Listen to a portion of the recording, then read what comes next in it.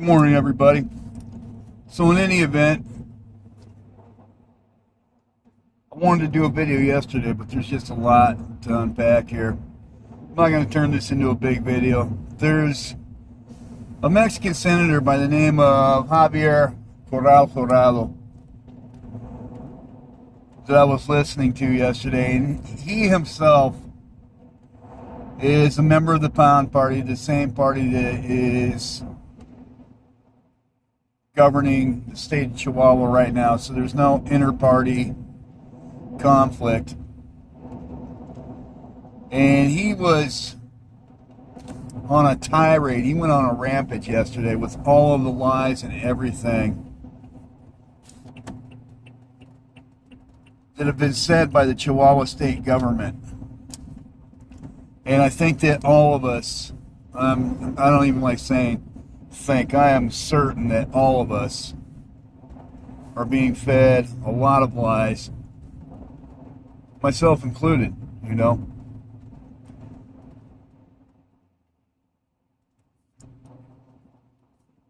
He goes on to just rip all of the inconsistencies, and if I can, I'll put a clip of it in here.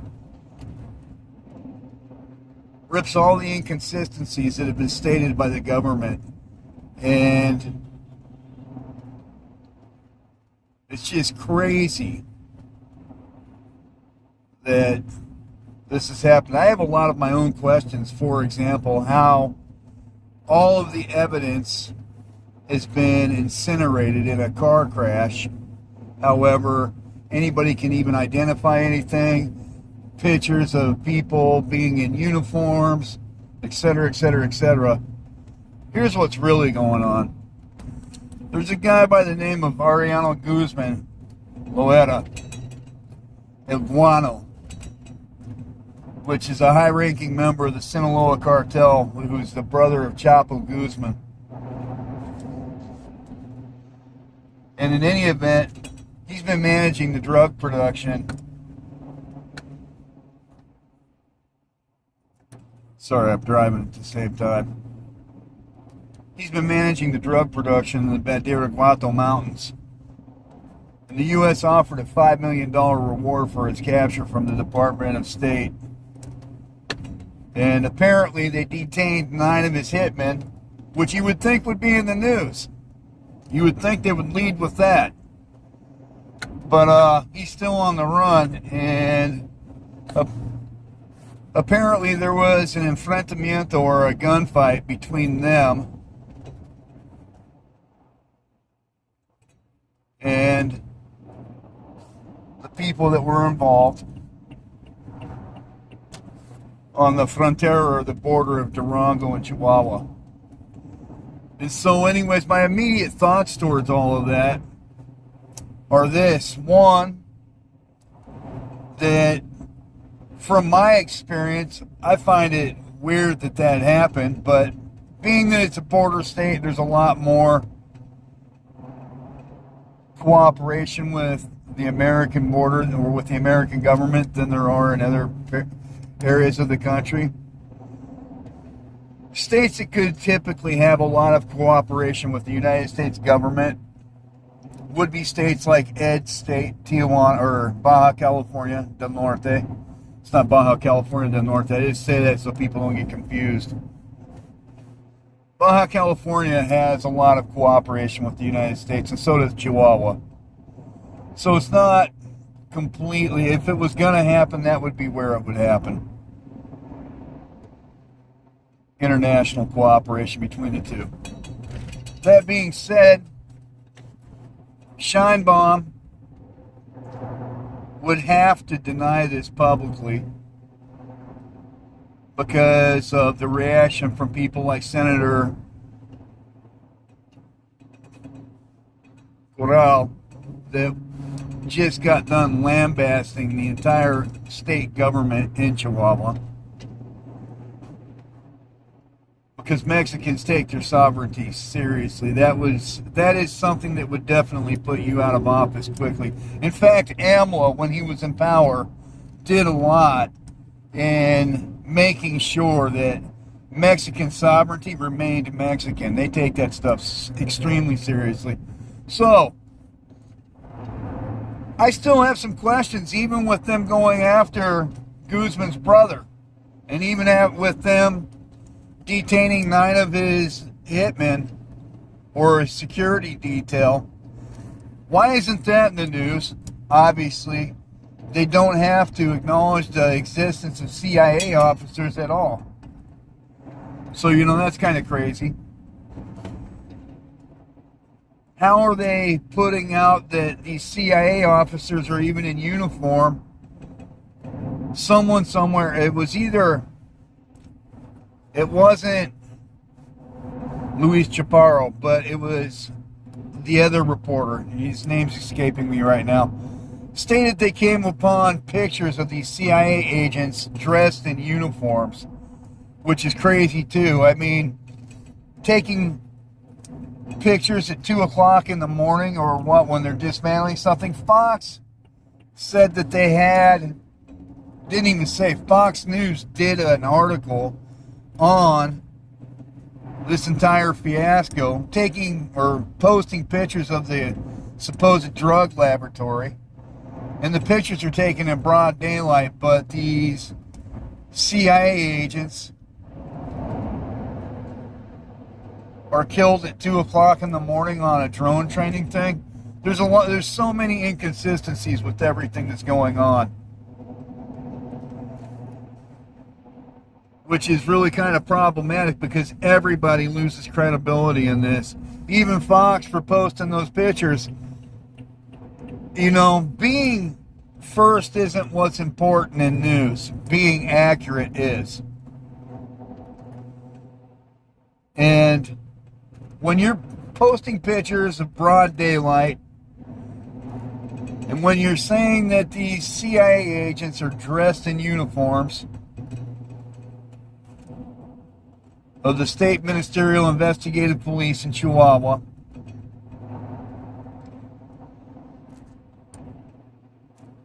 or the Agencia Estatal de Investigación, and then you are going to sit there and say that these CIA agents are killed in a fiery car crash, dropping off a 600-foot cliff in the mountains, but everything was destroyed, there's no evidence, but then there's pictures being taken of these guys in these uniforms, and then there's all these people killed in a gunfight, but you don't talk of, or not killed in a gunfight, and there's people arrested, but that none of that's being reported.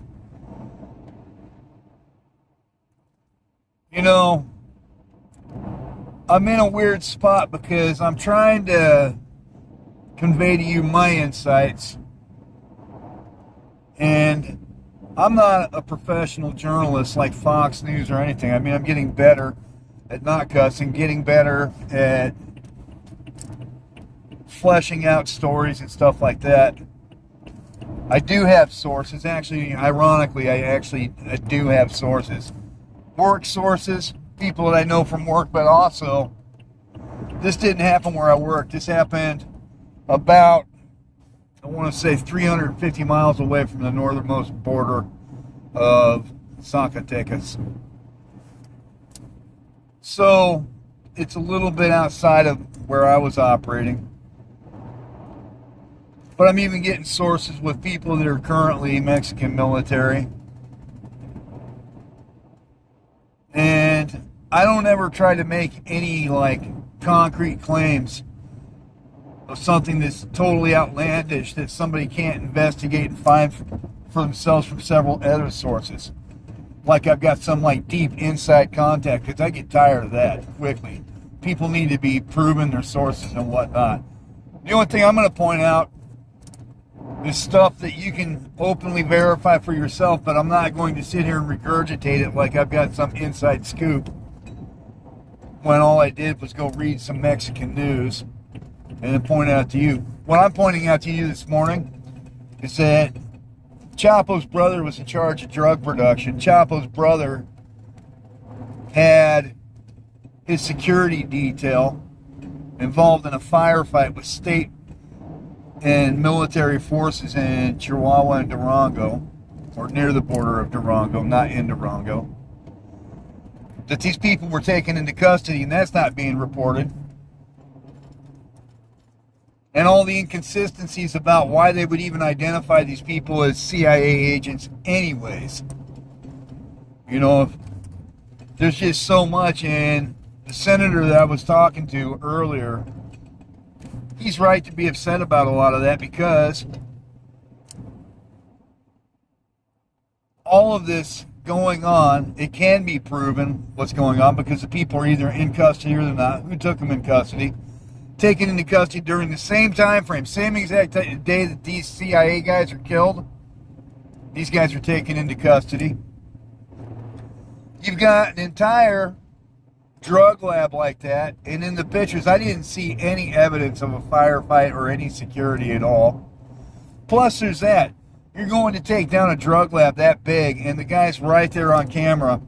The state investigator, the attorney general for the state, is sitting there saying that there was a convoy with 5 trucks in it. There's no way you're going after a guy like that with just 5 vehicles, which would be a maximum of, not counting the CIA agents, a maximum of 28 individuals, counting 6 people per truck, right? 2 up front, maybe 4 up front max, but usually it's 2. And then 4 in the back. Is how that works. The driver, the unit commander sitting in the passenger seat, and then 4 people in the back. That's how that works. So you're going after a guy like that with a drug rehab like that, or a drug lab. I keep saying rehab because of the Ironclad story. And then you're only taking 30 people. Also improbable. You'd be taking double that at least. But that's what's going on. Enough out of me for right now. You know, I'd said earlier this year too that we're going to see boots on the ground in Mexico with U.S. forces. And this is just one of the ways that they're going to open the excuse to do it, because now there's precedent being set. And by precedent being sent, I mean that typically forces, I've never seen them operating on anything, and I've been on a lot of different things in that area where I've worked. Never seen American involved in it, and have known every single person that's been there on anything. And they're Mexican. In fact, you know, a lot of these guys even have Facebook pages, believe it or not. So you get to know them, their wives, the whole thing. It's not like some American that's Latino shows up in Mexico and they're out doing stuff. Not at all. Especially white people that stick out like a sore thumb like me. Doesn't happen.